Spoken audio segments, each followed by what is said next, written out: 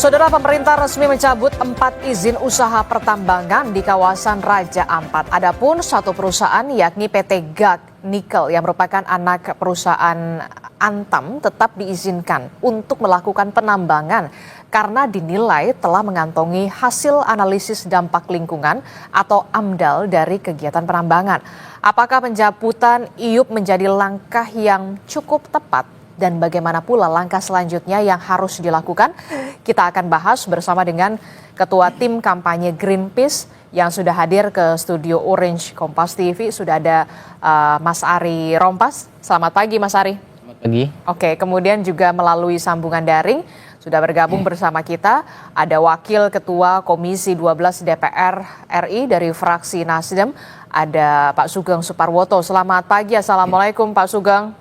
Selamat pagi, Waalaikumsalam warahmatullahi wabarakatuh. Iya, sebenarnya Pak Sugeng dan juga Mas Ari, kami dari pihak Kompas TV sebenarnya sudah mengundang perwakilan dari Kementerian SDM, namun hingga saat ini sayangnya masih belum mendapatkan respon untuk bisa ikut bergabung bersama kita di sini di pagi hari ini untuk membahas atau membicarakan soal ini yang kemudian menjadi sorotan banyak pihak di pekan-pekan terakhir hari ini.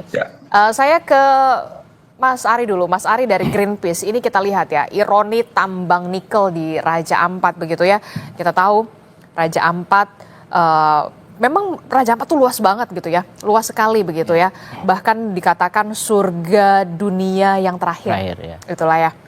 Namun kemudian ada sedikit kemarin menjadi sorotan dan sampai akhirnya pemerintah mencabut izin usaha pertambangan terhadap 4 perusahaan. Tapi kemudian yang menjadi pertanyaan, nah satu perusahaan yang justru menjadi sorotan hanya mendapatkan pengawasan khusus ya. Tidak dicabut izinnya. Nah kalau dari Greenpeace sendiri, apakah ini sudah tepat atau belum sebenarnya?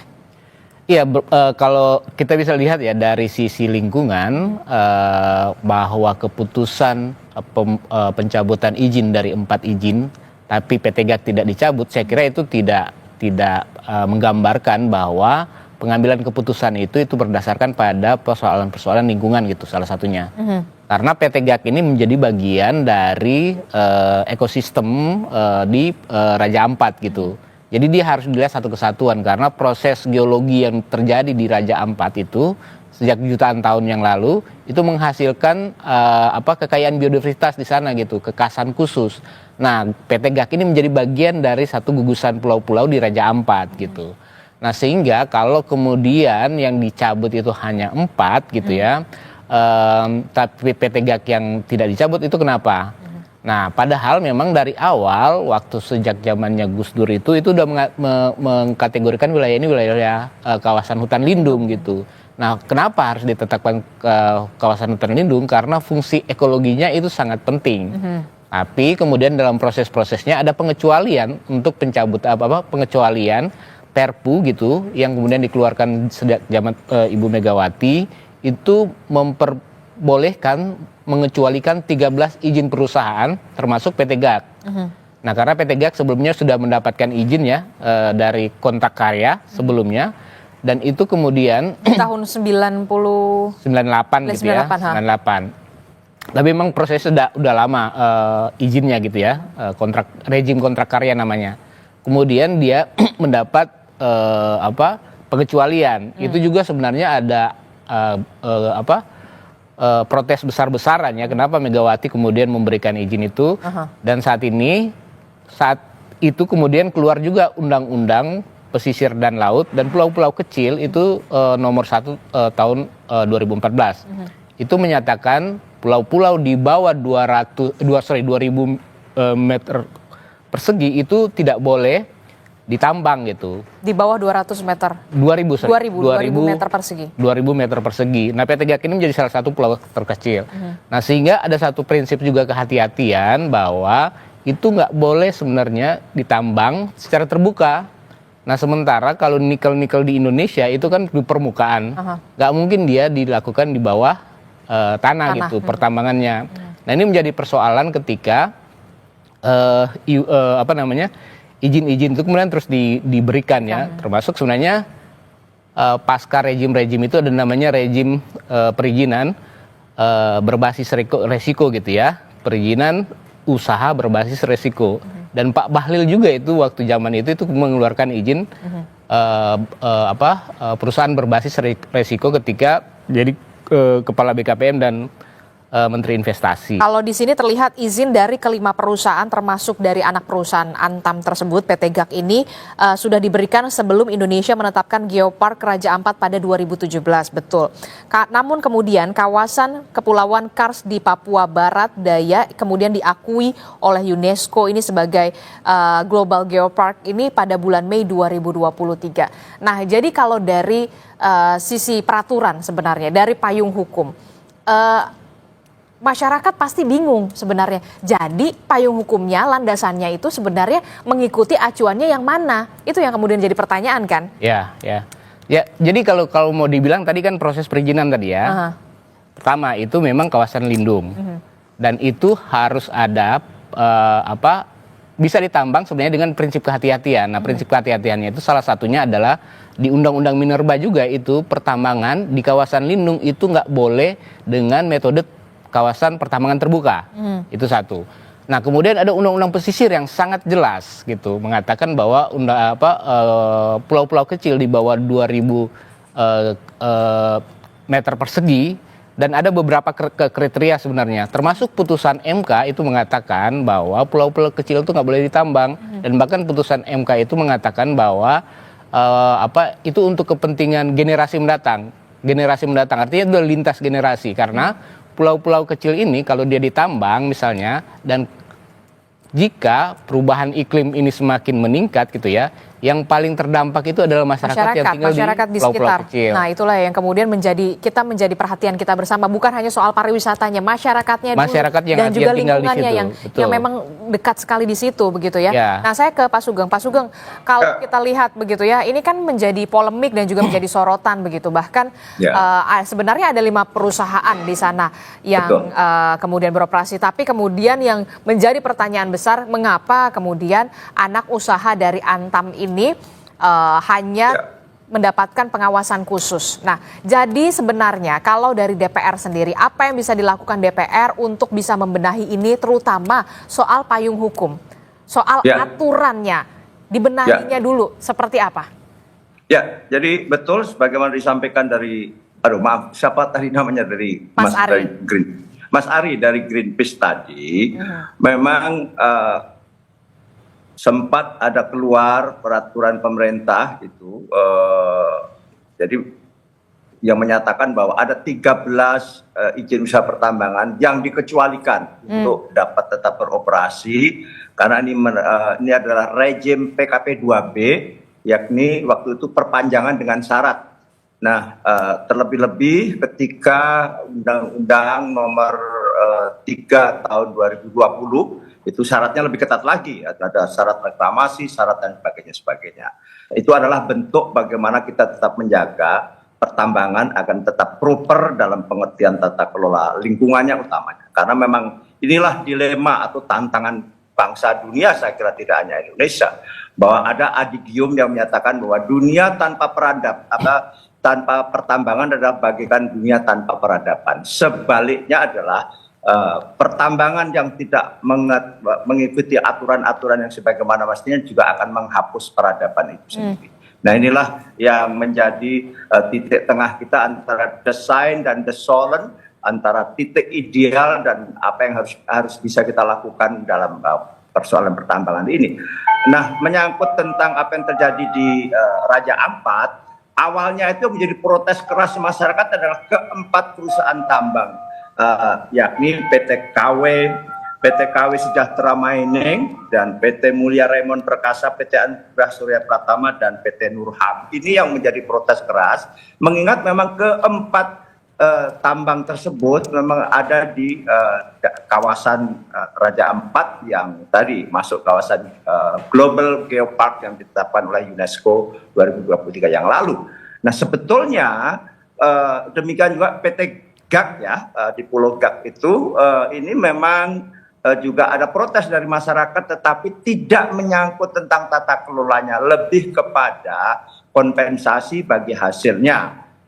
Karena dianggap tidak adil, masyarakat adat KW misalnya menuntut sejak beroperasi dan berproduksi sejak tahun 2018 sampai hari ini dia dituntut kurang lebih 560 miliar rupiah.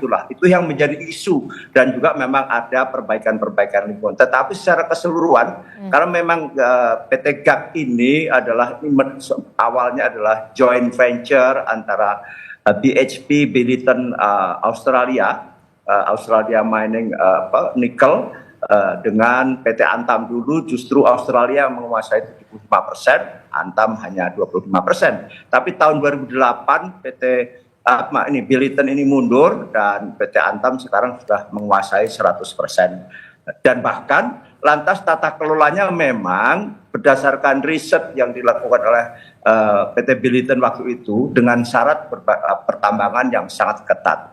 Karena apa? Karena memang luasan pulau ini sendiri sebetulnya hanya kurang lebih 6.700 hektar saja, tetapi konsesi yang diberikan justru kurang lebih 12 ribuan. Itu artinya apa? Artinya menyangkut juga perairan yang ada di sekitar pulau itu. Hanya saja kalau kita baca data, perairan itu bukan berarti untuk ditambang, tetapi bagian tanggung jawab dari joint venture tadi. Nah, sehingga tahun 2014 mendapatkan juga izin AMDAL mengenai dampak lingkungan, dan di tahun 2015 mendapatkan IPPKH, dan tahun 2018 mulai berproduksi, semula kurang lebih 900.000 ton dan terakhir ini menuju ke 4 juta ton. Nah, inilah kondisi hari ini dengan berbagai pendekatan tata kelola pertambangan yang kalau kami pernah ada semacam rapat dengar pendapat soal ini adalah menekankan tentang ESG, ya, tetap environment, social, and governance, bagaimana memang itu disyaratkan dalam tata kelola pertambangan.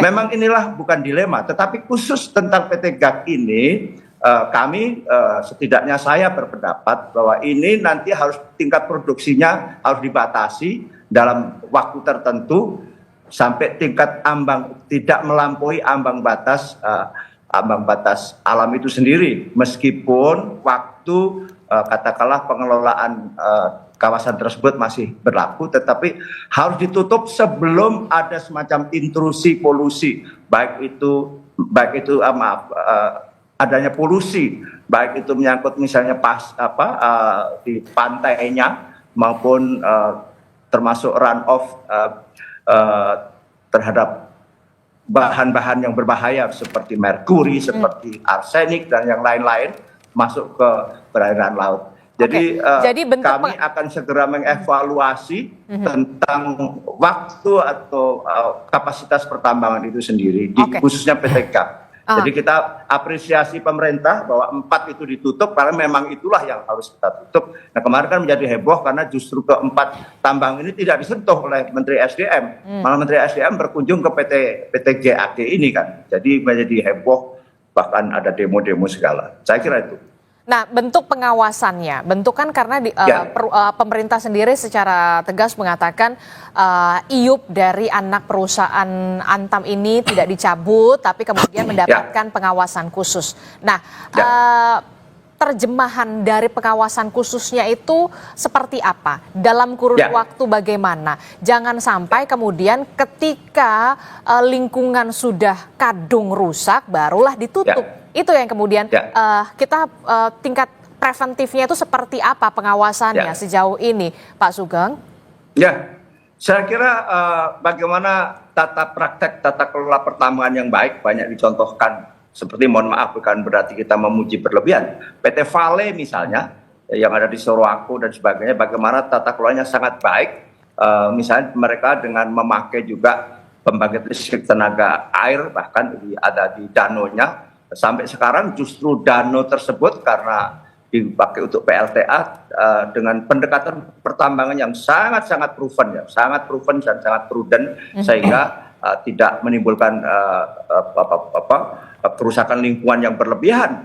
Tapi bahwa memang pada dasarnya pertambangan pasti merusak lingkungan, maka perlu adanya reklamasi dan sebagainya. Apalagi kalau open pit seperti hari ini.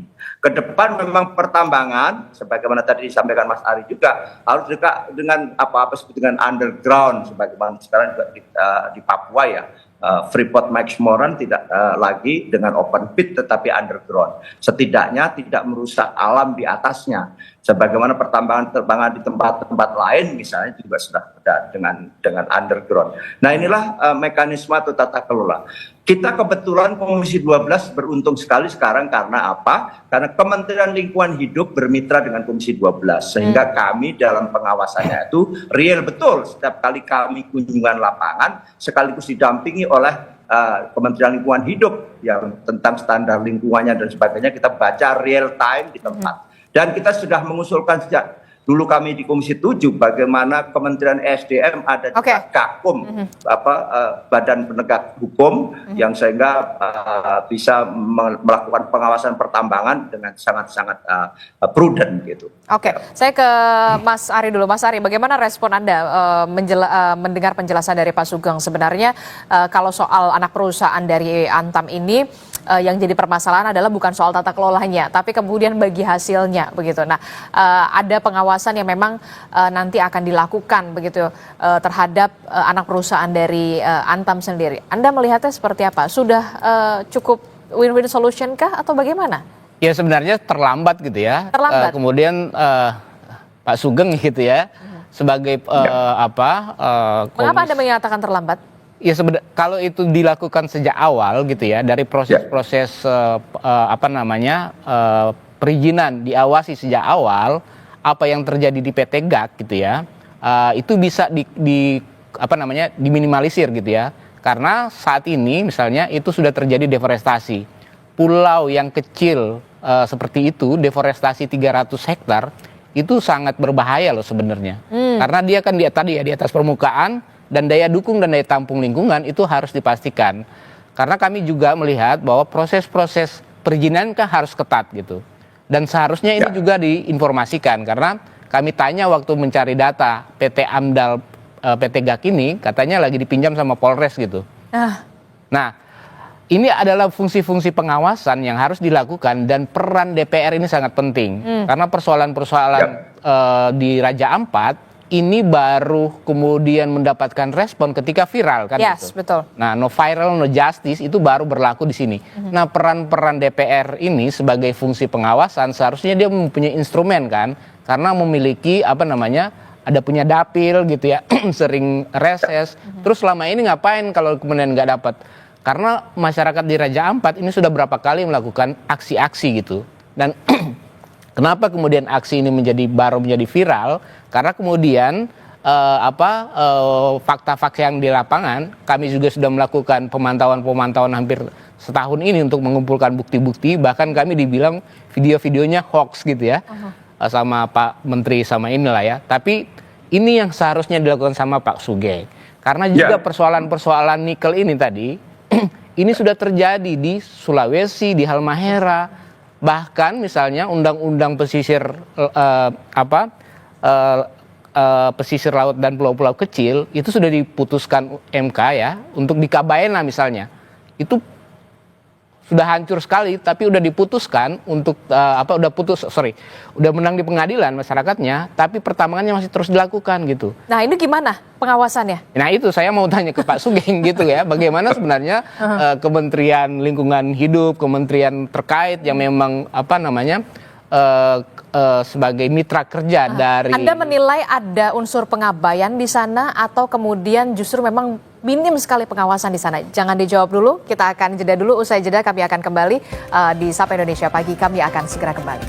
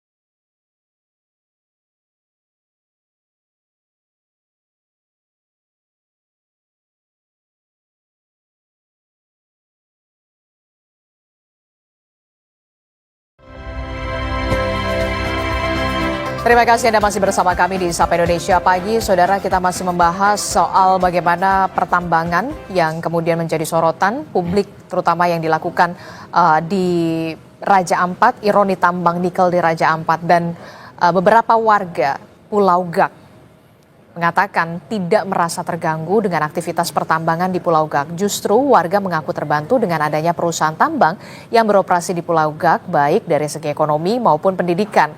Namun mereka tentu saja berharap aktivitas pertambangan di Pulau Gak ini tidak merusak lingkungan di kawasan Raja Ampat.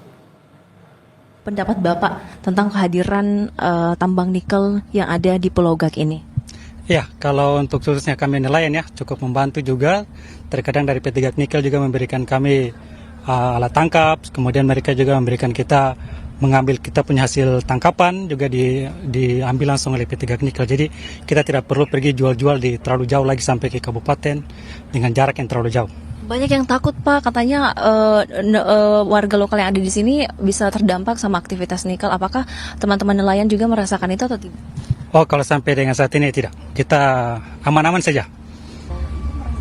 Oh, tidak terganggu karena saya nih sebelum lahir itu perusahaan sudah ada di Pulau Gak sampai sekarang. Semua kehidupan masyarakat di sini karena dia membantu dari masalah pendidikan, semuanya tuh tergantung dengan perusahaan. Nah, ini bagaimana kita masih membahasnya, ironi tambang nikel di Raja Ampat. Saya ke Greenpeace dulu. Nah, kalau dari masyarakat sekitar di sana, begitu aktivitas pertambangan tidak terlalu mengganggu lingkungan dan segala macam. Tapi kemudian masih berharap jangan sampai kemudian bisa merusak lingkungan, begitu ya. Nah, kalau dari Greenpeace sendiri, temuannya, poin krusialnya soal kerusakan lingkungan yang sudah terjadi di kawasan Raja Ampat ini akibat pertambangan nikel ini seperti apa? Yang sudah memprihatinkan. Jadi kita melihat soal dampak langsung gitu ya, dampak langsung direct impact itu adalah salah satunya adalah soal deforestasi. Deforestasi yang tadi Anda sebutkan. Dari 3 perusahaan sudah aktif melakukan pertambangan terbuka di Raja Ampat, itu PT Gak itu paling besar, sekitar 300 hektar gitu ya. Justru itu paling besar, 300 paling besar, hektar. karena dia dibandingkan dengan 4 perusahaan lainnya. Dibandingkan dengan 4 perusahaan lainnya. Dibanding Pulau KW sama Pulau Manuran. Nah, tadi saya mau sampaikan ini pulau kecil dengan dampak pembukaan seperti itu, dan itu akan dibuka terus kan, karena kandungannya itu juga dia harus membuka, karena memang karakteristik nikel kita di atas permukaan. Jadi nggak akan mungkin ini akan dilakukan dengan cara underground mining, apalagi dia di pulau kecil gitu. Nah, itu yang sudah terjadi langsung terkait dengan deforestasi gitu ya. Yang kedua tentu dari pembukaan itu akan berdampak run off gitu ya, karena aktivitas pertambangan itu kemudian akan limpasannya itu akan terjadi sedimentasi di laut. Nah, itu memang akan kelihatan dengan jangka waktu yang panjang dengan musim-musim tertentu gitu, karena misalnya kalau musim hujan gitu ya, itu pasti akan larinya ke laut. Karena dia pasti ya limpasannya akan ke sana. Nah, waktu mereka ke sana ya pasti lagi tidak hujan kan, jadi tidak kelihatan. Nah, itu ketika terus-menerus dilakukan itu akan terjadi dampak sedimentasi, dan sedimentasi itu akan mengganggu karang, akan mengganggu biota laut, sehingga kemudian itu perairan itu semakin lama semakin jauh. Tapi itu nanti dampak jangka panjangnya gitu ya. Itu bisa dirasakan seketik berapa lama? Tentu kalau dia kemudian terus-menerus gitu ya, dieksplorasi gitu, dan kemudian limbahnya terus-menerus kemudian dialirkan ke laut, itu akan berdampak. Nah, aktivitas tambang ini kan mengandung ya namanya unsur-unsur kimia gitu ya, yang juga ada kandungan-kandungan racun. Nah, apa yang sudah terjadi di wilayah-wilayah lain misalnya, itu sudah terdampak airnya sudah tercemar gitu ya, kemudian bahkan di tubuh beberapa masyarakat yang tinggal misalnya di Wedabai gitu ya, dari hasil penelitian baru itu sudah ditemukan gitu, ada logam-logam, ada kandungan yang berbahaya bahkan di dalam tubuh, karena itu kan air yang kemudian kita minum gitu. Nah, ini ke depan yang dampak yang mau kita yang akan terjadi gitu ya, kalau kemudian kita tidak hentikan gitu. Artinya penting untuk bagi kami sebenarnya, karena ini akan berdampak lebih luas, sehingga tuntutan kami sebenarnya mencabut semua izin kan di sana gitu. Nanti akan ada kemudian pemulihan karena biaya pemulihan terhadap ini juga sangat sulit dilakukan. Bahkan KLH bilang misalnya Pulau Manuran yang sudah lama bahkan udah hancur duluan, itu susah dipulihkan. Nah, masyarakat dan butuh banyak biaya. Nah, itu bagaimana? Harusnya kan itu menjadi tanggung jawab perusahaan yang memang IUP-nya sudah dicabut. Ya seharusnya kan untuk itu makanya pemerintah juga harus karena dia harus bayar uang reklamasi namanya. Jaminan reklamasi. Kenapa jaminan reklamasi itu? Supaya pembukaan perusahaan itu harus melakukan reklamasi, tapi sejauh ini jaminan reklamasi itu disetor kepada pemerintah. Nah, kemudian perusahaan udah merasa tidak bertanggung jawab karena itu sudah menyetorkan kepada pemerintah. Nah, itu perlu diawasin. Selama ini pemerintah kita benar nggak? Nah, dengan pemerintah yang kita yang masih dengan korup yang masih tinggi, fakta di lapangannya seperti apa? Lapangan seperti ya kalau kita lihat di wilayah-wilayah lain, misalnya yang di Sulawesi, di Halmahera, itu reklamasinya tidak pernah terjadi karena secara teknologi misalnya, apalagi di pulau kecil ya, ini tanahnya diambil, ore nikelnya dibawa pergi, terus mau menutupin tanah yang sudah diambil itu dari mana? Ngambil dari pulau lain. Nah, itu yang kemudian secara teknologi itu kemudian diakal-akalin gitu ya, bahwa ada pertambangan berkelanjutan di pulau kecil. Bagaimana berkelanjutan? Nah, fakta-fakta di lapangan di mana pertambangan pulau-pulau kecil sudah habis, sudah pergi gitu ya, itu ditinggalin. Nah, apa yang terjadi di Manuran itu akan terjadi sama dengan yang terjadi di Pulau Gak.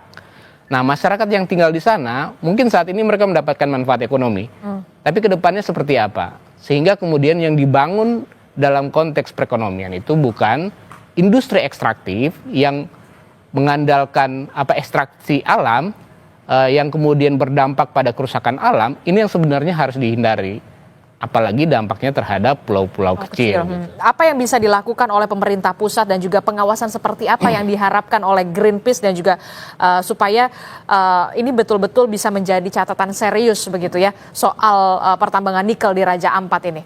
Menurut Anda, dari pertama deh, dari soal pengawasannya dulu dari DPR, termasuk soal perizinannya, aturan hukumnya, payung hukumnya, apa yang bisa dilakukan sebenarnya? Pertama gini ya, besok kami akan merilis laporan lebih lengkap sebenarnya, bahwa pertambangan di Raja Ampat sebenarnya bukan cuma 5. Ada 11 izin yang ada di sana dan itu potensial diaktifkan. Nah, ini yang penting dilihat untuk di Raja Ampat, dan 4 yang dicabut ini termasuk PT GAK yang tidak dicabut itu adalah perusahaan yang aktif di sana. Nah, pengawasan apa yang harus dilakukan sebenarnya kan kalau kita lihat banyak aturan-aturan yang sudah diprasyaratkan gitu. Tapi selamanya ini selalu sektoral. Nah, kalau tidak Presiden Prabowo juga yang turun tangan ini, itu berkelahi itu. Karena satu menemukan bukti, yang satu bilang tidak menemukan bukti. Tidak ada apa-apa. Makanya itu inilah kemudian persoalan-persoalan yang serius Pak Sugeng. Kalau kemudian pengelolaan sumber daya alam kita digunakan secara sektoral, ini akan selalu begini yang kita dapatkan. Dulu sebenarnya kita mengusulkan ada undang-undang yang lebih luas untuk pengelolaan sumber daya alamnya gitu. Sehingga ada undang-undang yang memang harus segera direvisi menurut Anda? Ya betul, karena kalau dia sektoral gini, ini tidak akan pernah ketemu tuh. Nggak akan pernah selesai? Nggak akan pernah selesai. Nah, kalau kemudian itu soal political will, kalau pemimpin tertingginya tidak mengambil keputusan, ya itu tidak akan selesai itu. Seperti apa yang terjadi saat ini, kalau tidak Presiden yang turun tangan itu nggak akan pernah selesai. Nah, ini kan soal political will, tapi political will itu harus dijaga menjadi satu instrumen hukum gitu. Kalau kemudian seperti ini tidak akan terjadi. Walaupun bagaimana pengawasan yang dilakukan oleh kementerian atau DPR itu sifatnya akan sektoral gitu. Ngomong sama Menteri Lingkungan, ngomong sama Menteri SDM, ngomong sama Menteri Kelautan, ngomong sama Menteri Kehutanan. Ini 4 menteri loh yang punya kewenangan di wilayah itu. Dan mereka punya proses-proses perizinan yang berbeda gitu. Betul. Dan masyarakat jadi bingung sebenarnya. Masyarakat jadi bingung hukumnya gitu. Seperti apa? Jadinya Ya. hukum mana yang mau kita tegakkan gitu. Betul. Kalau kemudian proses hukumnya sektoral gitu. Jadi sebenarnya dulu kita pernah ngomong diskusi soal undang-undang pengelolaan sumber daya alam gitu, yang lebih luas gitu. Jadi dia memayungi. Yang dulu sebenarnya itu bisa dilakukan dengan undang-undang pokok agraria. Tapi undang-undang pokok agraria itu hanya jadi instrumen rujukan, tapi implementasinya tidak pernah dilakukan. Oke, Pak Sugeng, bagaimana sebenarnya Ya. DPR bisa ambil peran di sini, begitu ya? Karena juga DPR kan perpanjangan tangan dari konstituen Anda, begitu ya? Perpanjangan tangan juga dari warga, dari masyarakat, begitu. Perlu ada payung hukum yang menaungi empat kementerian yang jangan sampai kemudian hanya sektoral saja. Ini nggak akan pernah selesai kalau kemudian payung hukumnya, instrumen hukumnya saja belum jelas sebenarnya. Jadi warga juga bingung, masyarakat juga bingung sebenarnya ini menggunakan instrumen hukum yang mana. Ya, jadi ada dua hal tadi yang disampaikan Bung Ari. Jadi terima kasih masukannya tentang tadi peran DPR. Bagaimana DPR? Nah begini, Bung. Kebetulan saya dari fraksi Partai Nasdem, kami ini punya anggota DPR dari Papua Barat Daya, yakni saudara Riko Sia. Nah, dia adalah yang selama ini justru menampung aspirasi masyarakat itu yang protes terhadap keempat tambang tadi. Kemarin itu kunjungan menteri itu tidak menyentuh keempat perusahaan tambang ini, justru datang ke PT GAG yang meskipun menurut catatan Bung Ari tadi atau Greenpeace karena memang melakukan pembukaan betul karena keempat tambang ini baru eksplorasi belum produksi, tapi ini ada di wilayah Geopark tadi justru. Nah itu justru sedang kita bawa ke Jakarta untuk kita proses. Dan kita akan melakukan kunjungan ke lapangan dari aspirasi daerah ya, dari anggota DPR kami. Bahkan kami di Komisi 12 sudah ada semacam commander call. Ini sebelum rame loh, sebelum jadi viral. Kebetulan kita lagi reses, kita sebenarnya mau mengunjungi atau mau cek ke lapangan, kunjungan lapangan Komisi 12, bahkan kita sudah tunjuk waktu itu yang memimpin adalah Pak Bambang Haryadi dari fraksi Gerindra untuk mengunjungi lapangan. Tapi lantas lebih dulu Pak Bahlil berkunjung ke lapangan, lantas menjadi heboh gitu loh. Jadi ya, viralnya setelah Pak heboh. Tetapi pada dasarnya karena kami masing-masing kan punya keterbatasan. Tapi sekali lagi terima kasih masukannya dan itulah kami dalam pengawasan selama ini kami hanya pengawasan melalui RDP ya. Kalau pengawasan lapangan karena selama ini misalnya Kementerian Lingkungan Hidup tidak kepada kami. Sementara juga di Kementerian SDM pengawasannya tuh Irjen itu lebih pengawasan internal, tata kelola birokrasi dan sebagainya. Tata kelola pertambangan yang lebih luas di lapangan tidak punya juga dia istilahnya instansi yang langsung begitu. Maka kami mengusulkan ada Gakum, ada Dirjen Gakum di Kementerian SDM sehingga dengan Kementerian Lingkungan Hidup lantas menjadi sangat komprehensif dalam pengawasan di lapangan sekali lagi ya dalam praktek. Kenapa? Karena memang aturan-aturannya sih semuanya sudah ada tadi. Undang-undang tentang pulau-pulau kecil itu jelas melarang kalau di bawah 2000 km persegi tidak boleh ditambang dan sebagainya dan undang-undang pantai misalnya juga demikian.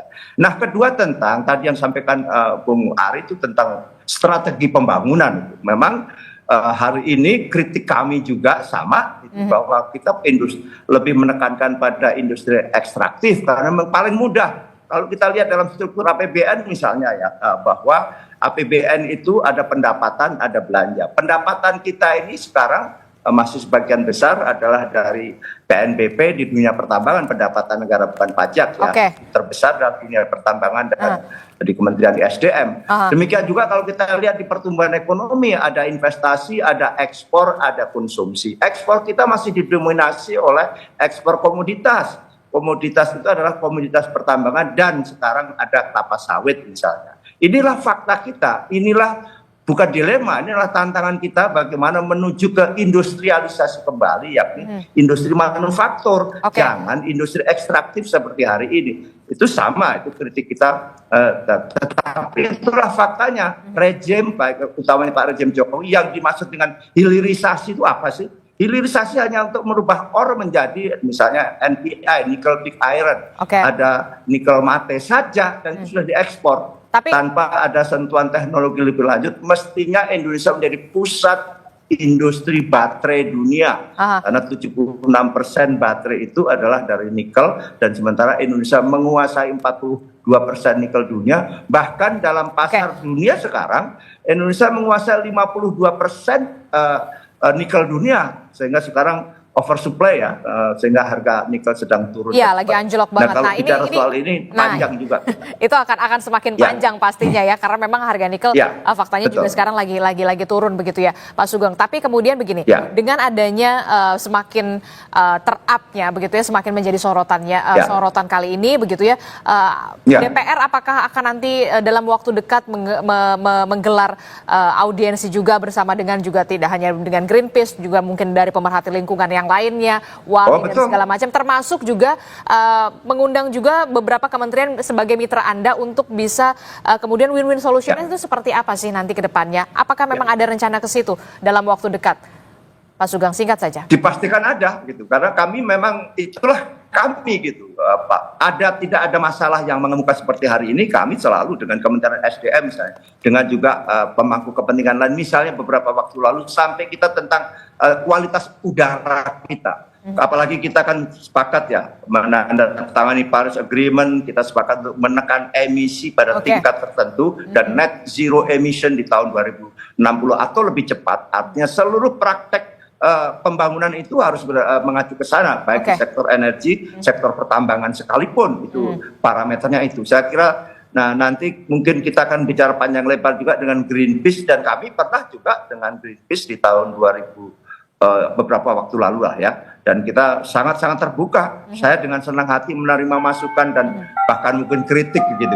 Ya. Oke, tentu saja kita harapkan masukan-masukan dari Greenpeace dan juga pemerhati lingkungan yang lain juga bisa menjadi pertimbangan juga dalam pengambilan keputusan di DPR selanjutnya begitu, karena DPR memang perpanjangan aspirasi dari masyarakat. Terakhir saya mau mengatakan mempertanyakan ke Mas Ari. Mas Ari, secara jangka pendek begitu apa yang bisa dilakukan oleh DPR, pemerintah pusat, secara jangka panjang apa yang harus dilakukan? Jangan sampai kemudian kita kehilangan lingkungan dari Raja Ampat yang kita sudah tahu ini memang benar-benar pesonanya luar biasa, tidak hanya soal pariwisata tapi kemudian bagaimana oksigen di Raja Ampat untuk bisa menghidupi masyarakat Raja Ampat itu sendiri. Ya, pertama-tama kami bersama-sama tentu ya dengan 60.000 orang yang menandatangani petisi Save Raja Ampat, ini adalah bagian yang terus memperjuangkan sampai Raja Ampat itu betul-betul terlindungi. Sehingga dalam jangka waktu yang dekat ini kita meminta pemerintah itu bukan hanya mengumumkan tapi membuktikan dengan kekuatan hukum kepada perusahaan-perusahaan yang sudah dicabut gitu ya. Bahkan kami tetap meminta sebenarnya PT GAC juga dicabut. Karena prinsip-prinsip yang kami lihat bahwa ini Raja Ampat ini menjadi satu kesatuan. Tidak bisa dilihat hanya pulau per pulau. Nah, sehingga kemudian dalam jangka waktu yang pendek ini kami terus memantau gitu ya, dan akan terus berjuang. Greenpeace bersama masyarakat di Raja Ampat dan 60.000 orang yang kemudian menandatangani petisi ini akan terus berjuang untuk memastikan perlindungan total terhadap wilayah Raja Ampat. Yang kedua memang selain itu kami meminta sebenarnya kebetulan ada Pak Sugeng gini ya, untuk sama-sama kita melihat, mengevaluasi kembali yang namanya kebijakan hilirisasi, karena itu bukan hanya di Raja Ampat. Raja Ampat ini hanya pemicu saja untuk melihat lebih dalam apa yang terjadi di Halmahera, di Sulawesi, bahkan di seluruh pulau-pulau kecil di Indonesia. Ada 160 berapa pulau-pulau kecil yang juga memang sudah terancam. Nah, itu yang lebih menyeluruh bisa dilihat dan bisa dilakukan, karena kita harus memastikan bahwa persoalan-persoalan di Raja Ampat ini adalah bagian juga yang menyeluruh dari apa yang terjadi di persoalan-persoalan di Indonesia gitu, terutama soal kebijakan hilirisasi gitu ya, yang itu hanya menguntungkan segelintir orang tapi sudah berdampak terhadap lingkungan, sudah berdampak terhadap masyarakat yang tinggal di sana, dan bisa juga akan berdampak pada ekonomi karena nikel habis Selesai. Kita tinggal ditinggalin dengan lubang-lubang tambang yang ada di situ. Nah, ini justru lebih pada kepentingan nasional kalau kemudian hilirisasi ini betul-betul tidak dievaluasi secara menyeluruh. Karena ini akan bicara soal kepentingan masa depan bangsa. Yang jangka panjang sebenarnya kita seharusnya sudah beralih pada ekonomi-ekonomi yang ekstraktif. Justru sebenarnya ekonomi-ekonomi hijau gitu ya, itu bisa menghasilkan mata pencaharian baru gitu. Menimbulkan mata pencaharian baru, menstimulasi ekonomi kita. Kalau kemudian kita beralih kepada ekonomi ekstraktif ke ekonomi berkelanjutan, sehingga kita berharap sebenarnya bahwa kita sudah diambang pada krisis iklim gitu ya. Karena World Economic Forum aja sudah mengatakan masalah iklim ini akan berdampak terhadap ekonomi. Jadi kita perlu hati-hati di membangun ekonomi kita dan harus hati-hati juga menjaga sumber daya alam kita dan memastikan bahwa pembangunan berkelanjutan itu berkeadilan. Artinya berkeadilan kepada masyarakat yang tinggal di di wilayah-wilayah yang rentan gitu ya. Dan juga harus memastikan kepentingan-kepentingan oligarki itu bisa dipangkas gitu. Oke, dan kita pastikan juga kita akan kawal terus ini Pak Sugeng dan juga Mas Ari begitu ya, jangan sampai kemudian saya mungkin ada beberapa kalimat saja. Oke, singkat saja Saya setuju dengan pandangan Bung Ari bagaimana sustainable development kita tekankan ya, di ekonomi hijau, dan itulah kami di Komisi 12 sejak Komisi 7, bahkan saya memimpin Komisi 7 bagaimana, tetapi inilah dilema kita antara sektor fosil dengan juga ekstraktif tadi, ekonomi ekstraktif yang sekarang dominan, karena memang itu paling mudah untuk mendapatkan uang, termasuk negara ini gitu loh. Mohon maaf, pemerintahan yang lalu itu begitu mudahnya memberi izin smelter, dan hari ini bisa kita rasakan karena kita tidak melalui proses industrialisasi, industri manufaktur terus turun dalam PDB kita. Sekarang tinggal 18% misalnya, meskipun ada yang ngomong loh, Cina dan Amerika juga tidak setinggi dulu, betul, karena mereka sudah melampaui tahapan tertentu industrialisasi, maka mereka industri manufaktur ya maksudnya, maka sekarang mereka adalah masuk industri jasa dan industri kreatif ya, berbasis teknologi. Nah, kita ini penting sekali industri. Nah, di bidang pertambangan misalnya, bagaimana hilirisasi itu sama aja cuman menguntungkan, mohon maaf, negara-negara tertentu, bahkan dalam hal ini misalnya China, nikel misalnya. Bagaimana sekarang banjir begitu murahnya baterai untuk EV ya dan sebagainya, sehingga mobil itu semuanya nikelnya dari kita praktis.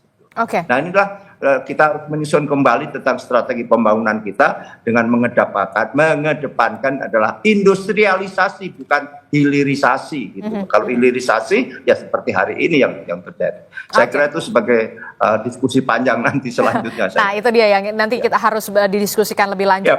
Kita nantikan akan ada diskusi yang kemudian lebih lanjut, lebih komprehensif lagi. Kita juga mengajukan agar kita ada audit total ya terhadap smelter kita.